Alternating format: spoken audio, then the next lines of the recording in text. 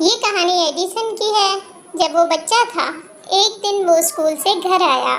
اس نے ایک بند لفافہ اپنی والدہ کو دیا اور کہا، استاد نے آپ کو دینے کو کہا ہے۔ ماں نے خط کھول کر پڑھا تو اس کی آنکھوں میں آنسو آ گئے۔ اس نے بآواز بلند کہا، تمہارے ٹیچر نے لکھا ہے کہ تمہارا بیٹا انتہائی ذہین ہے۔ یہ اسکول اس کے لیے بہت چھوٹا اور ہم اتنے اچھے استاد بھی نہیں دے سکتے، لہٰذا آپ اسے خود پڑھا لیں۔ کئی برس گزر گئے۔ ایڈیسن ایک سائنسدان بن گیا۔ اس کی والدہ وفات پا چکی تھی۔ ایک دن اپنے خاندان کے پرانے کاغذات کو دیکھتے ہوئے اسے ان کے درمیان وہ خط ملا۔